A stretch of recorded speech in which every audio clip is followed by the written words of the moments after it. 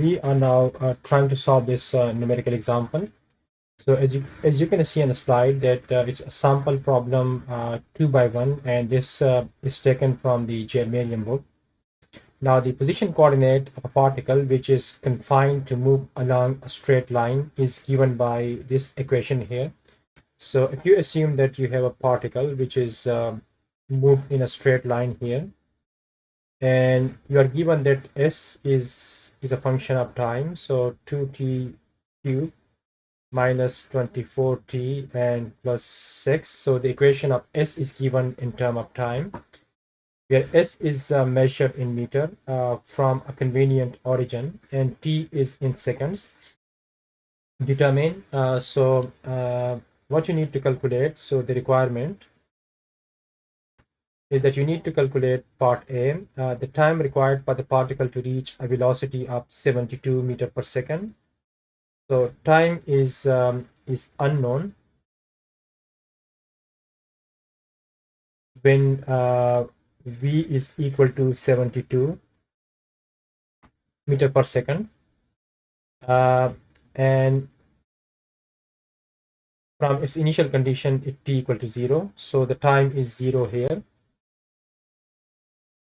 And now in the part B, the acceleration of the particle when v is equal to 30 meter per second.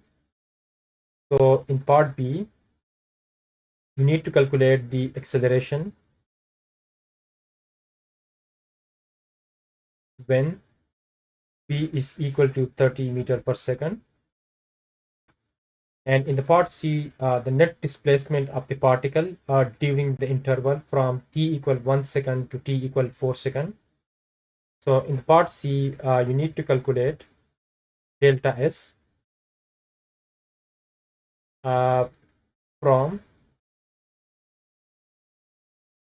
t equal to 1 second to t equal to 4 second. Okay, so solution.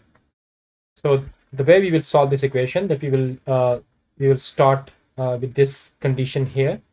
And now, because in this case the displacement is a function of time, and similarly velocity will be a function of time, and acceleration will be a function of time, so acceleration is not constant, so we cannot use the given equations.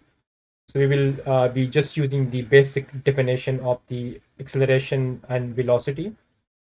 So as s is given, which is 2t cubed minus 24t plus 6. Now we can calculate v, which is ds by dt, which is, you will just differentiate this equation with respect to time. So it will become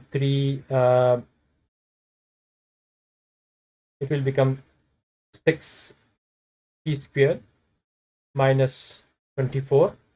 So this will be the equation for the velocity meter per second, and the displacement is in the meter. And similarly, you can calculate a, which is acceleration, which will be dv by dt. So you will just need to differentiate this equation with respect to time. Now it's 6 t squared. So if you differentiate this will become 12t, and the differentiation of 24 will be 0, so it will become just 12t. And the units of this will be meter per second square. Okay, so we now have the equations of displacement, velocity, and acceleration. Now we can try to calculate the part A.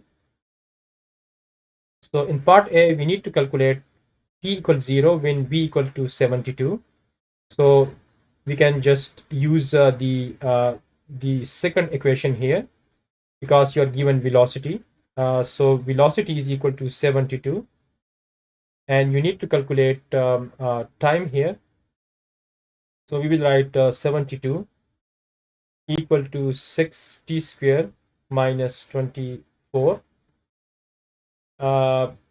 So from this, then you can calculate t, which will be 72 plus 24 divided by 6 under the root. And from here you will calculate t, which is 4 seconds. Now we can solve part B here. So in part B, we need to calculate A when velocity is 30. Now we need to calculate A when velocity is 30, but as you look at this equation here, the A is given as a function of time, not as a function of velocity. So therefore, first we will need to calculate the time here. So if you again use this equation for the velocity here is 30, and then you can write 6t square minus 24. So t will become equal to 30 plus 24 divided by 6 under the root. And then from this equation, then you can calculate time, which become 3 seconds. And if you know the time now, so you can calculate acceleration, which is a is equal to 12t. So 12 into 3, so which is 36 meter per second square. And in the part C, what we need to calculate is delta S from t equal to 1 second to t equal to 4 seconds. So we can use this equation here, which is given the equation for the displacement in term of time. So this delta S will be S4 into S1. So if you just put 2 into 4 cube minus 24 into 4 plus 6 and minus 2 times, now put t equal to 1, so 2 times 1 cube minus 24 into 1 and plus 6. So now this will become, if you do the calculation, so it will become 44 meter.